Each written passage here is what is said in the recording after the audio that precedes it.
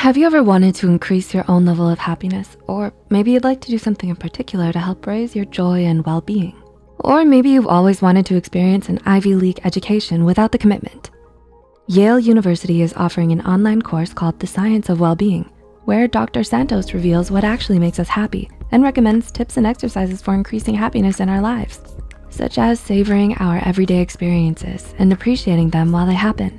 Did we also mention that over 3 million people have enrolled, and it's the online equivalent to their most popular on-campus course. The course is completely online, self-paced, and the best part yet, you can earn a certificate from Yale upon completion. So make sure you click the description box below to check the course out. Hey Psych2Goers, welcome back to our channel. Have you ever wondered if there are some habits you could adopt to make your life a little bit happier?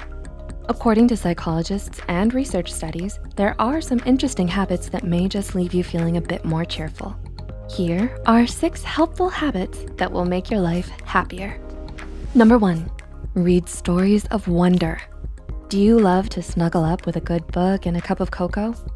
While chocolate tends to make a lot of people happy, that story of wonderment you're reading may just make you happier. According to a 2012 research study published in the journal Psychological Science, awe can be elicited from reading a story, even a short one. Researchers Melanie Rudd, Kathleen D. Voss, and Jennifer Aker explain in their research article that awe offset the feeling that time is limited. And this increase in perceived time availability heightened willingness to volunteer time. And it accentuated preferences for experiential goods and lifted satisfaction with life. They further explained that their studies also demonstrated that awe can be elicited by reliving a memory, reading a brief story, or even watching a 60-second commercial.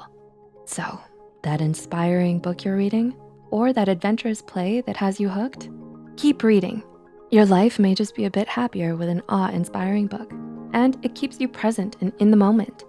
As the study states, experiences of awe bring people into the present moment.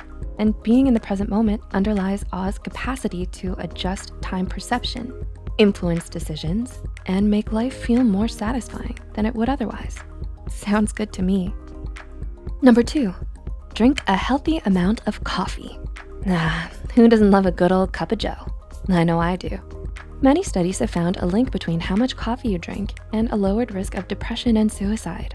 In a large 2011 longitudinal study, researchers found that depression risk decreases with increasing caffeinated coffee consumption.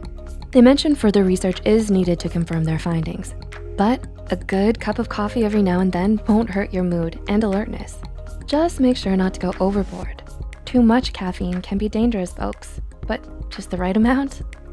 Delicious. Gotta love those mochas. Number 3, don't focus on materialistic goods. In her book, Myth of Happiness, author Sonia Lubomirsky explains that a mountain of research has shown that materialism depletes happiness, threatens satisfaction with our relationships, harms the environment, renders us less friendly, likable, and empathetic, and makes us less likely to help others and contribute to our communities. While a new pair of shoes here and there won't hurt you too much, if obtaining these types of possessions are all that's on your mind, it could cost you a bit of overall happiness. It's best not to put the weight of our happiness only on obtaining these luxury goods. Make it a habit to instead look towards your values, socialization, self-fulfilling goals, and experiences as another way to get that euphoric feeling. Basically, do what makes you happy. The things without that expensive price tag attached to it. Number 4, make it a habit to be around happy people. A 2008 study from the researchers and professors James H. Fowler and Nicholas A. Christakis found that if you simply live within a mile of another happy person, your happiness could increase by 25%. The researchers wanted to discover if happiness can spread from each individual and whether niches of happiness form within social networks.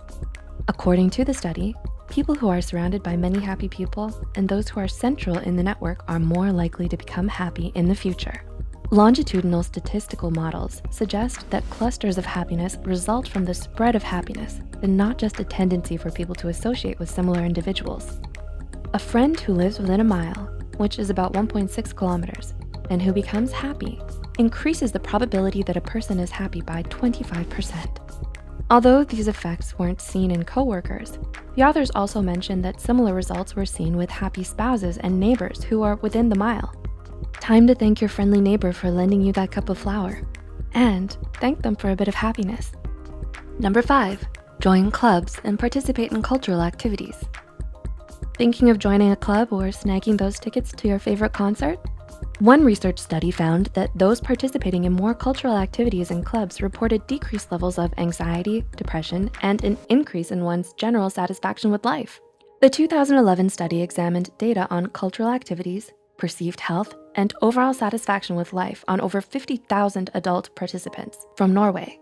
According to their research, their results support hypotheses on the effect of cultural activities in health promotion and healthcare. Time to join the art club. Number 6, keep a journal of your feelings. It has long been believed that journaling can have a positive effect on one's mental health. Writing down your feelings each day is a great habit to adopt. According to University of Wisconsin-Madison, health psychologist Shilag Mirgain, PhD, therapeutic journaling has proven effective in the treatment of those experiencing post-traumatic stress and trauma survivors. The benefits also extend to those living with chronic health conditions such as asthma, rheumatoid arthritis, cancer, chronic pain, and even those who are chronically poor sleepers. She also explains that there's a growing body of evidence that demonstrates the beneficial effects of writing. Just 20 minutes at a time over 4 consecutive days was associated with a decrease in health problems, such as enhancing the immune system functioning. So it might be a good idea to write a bit in your journal before bed, and then divulge into that awesome book you've been reading. So, which habits will you adopt? I'm working on journaling, and it really does seem to help. Do you journal before bed? Which book will you be reading? Let us know in the comments section down below. If you enjoyed this video, don't forget to click the like button and share this video with a friend who could use it. Subscribe to Psych2Go and hit the notification bell icon for more content like this. And as always, thanks so much for watching. If you liked the tips from this video and want to learn more about how to increase your own well-being and productivity, then you should check out The Science of Wellbeing. A big shout out to Coursera for sponsoring this video and offering a course from Yale University to our viewers. You can earn a certificate from Yale upon completion, so make sure you check it out.